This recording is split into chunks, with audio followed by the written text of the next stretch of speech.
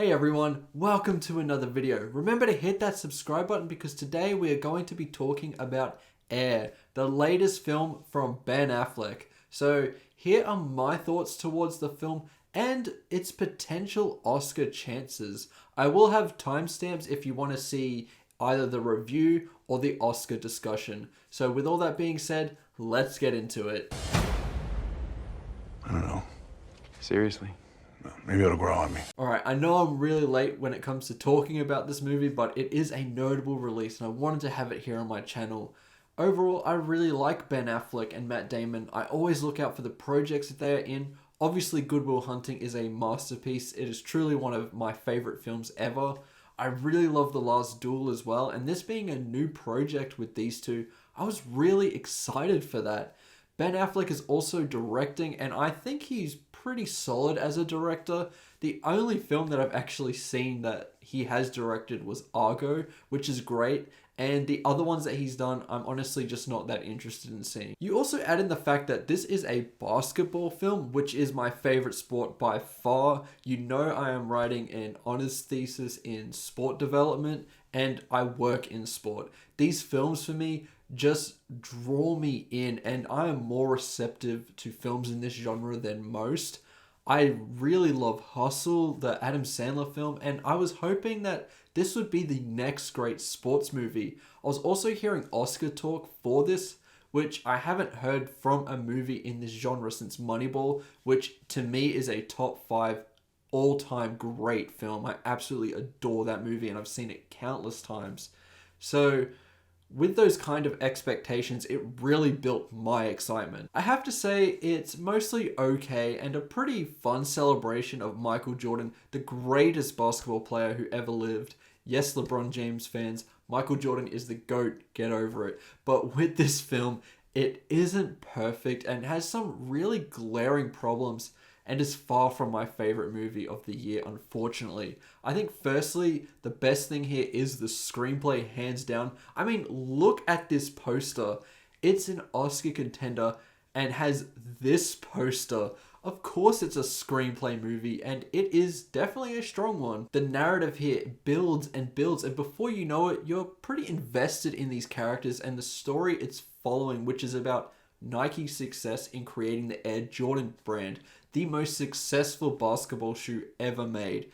Matt Damon in the lead is just great. It's really rare that you get a bad Matt Damon performance, and he really gives solid work here too. Ben Affleck and Jason Bateman are also quite great as well. However, the other main standout that isn't Matt Damon has to be Viola Davis, who plays Michael Jordan's mother. Right now, I really wouldn't be mad at giving her a supporting actress nomination at the Oscars because she really nails every scene that she's in. Third act to me is definitely the best part of this movie. During that moment, it's a really enjoyable experience in terms of what the film gives you, even though you pretty much know where it's going to land at the end of this. I honestly really enjoyed those moments overall, and I have to say it is 100% a dad movie. So many dads are going to be thinking very highly of this movie because it just captures those vibes. It is very nostalgic for that 80s time period and communicates the essence of that era really well. In terms of negatives, I think that in its attempt to capture the 80s vibe, it goes a little bit too hard in using a lot of licensed music from that era at a pretty annoying rate. Sometimes it was just a little too much and it definitely drew away from some scenes in the film. I also think technically, this is probably below average with some poor editing. There's one cut in particular where it's leading into the next scene, but it doesn't really make that clear, so it looked unintentionally comedic. The cinematography is incredibly dry and vanilla. I remember saying that Amsterdam was like eating a bowl of rice. That's what Air's cinematography is like. Just a plain bowl of rice, no flavoring at all.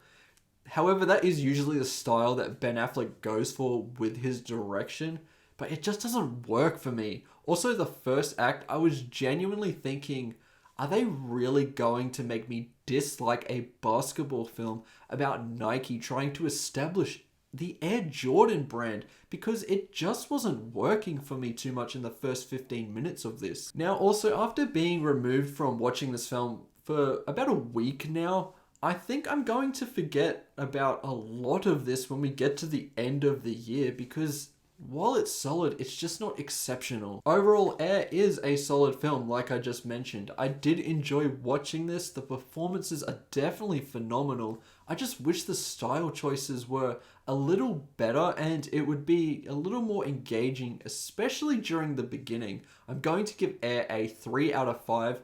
And I kind of recommend this one because it just feels like an easy, safe thing to watch. I just don't see myself revisiting this one. Unlike some other great sports films, like Moneyball, which I've rewatched countless times, I can't say the same for Air. Now, with this review out of the way, let's get into the Oscars talk. And the Oscar goes to...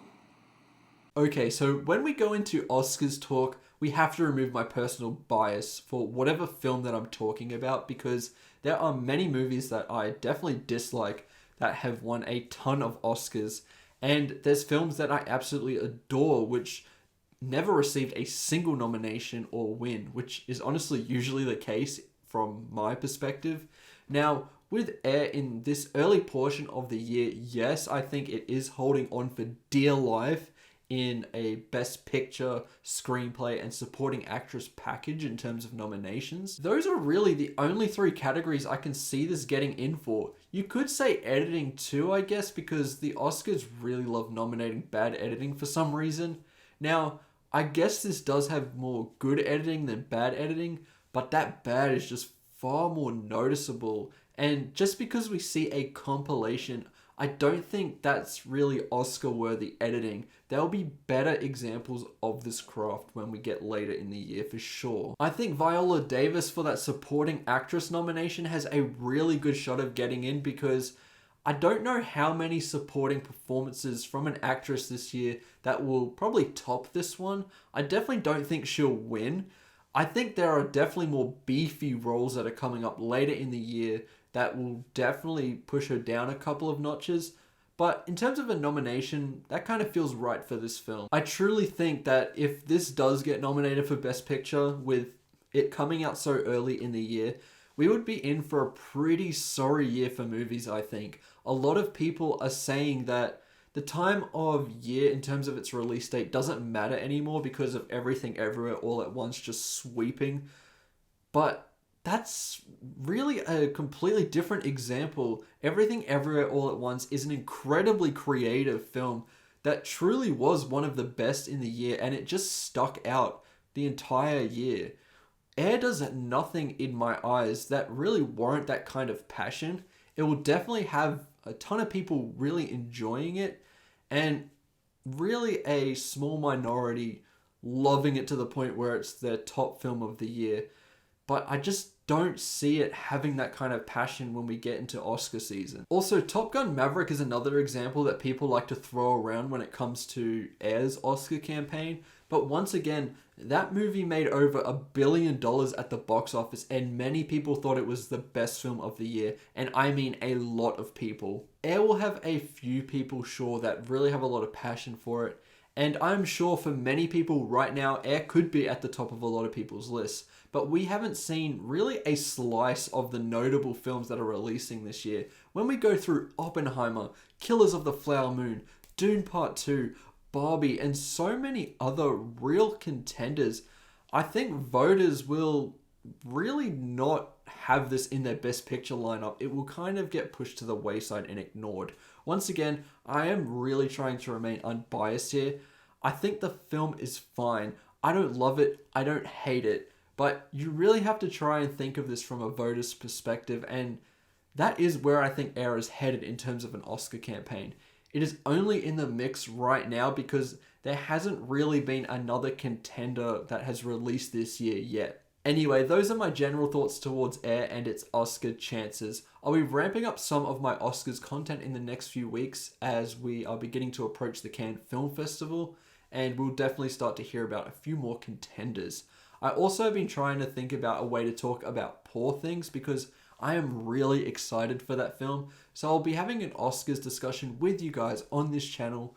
So definitely look forward to that. I also have another retro review coming soon. So really make sure to look out for that one. That's going to be on a very interesting film that, even though it is a classic, it has become kind of relevant now. So definitely look forward to that. I recently released my first episode of my Actors Spotlight series on Matthew McConaughey, so please check that one out. It is definitely an interesting video, and I think you might learn something new because it is truly quite an interesting story, this man's career. Remember to like and subscribe, and I'll see you in the next one. Goodbye.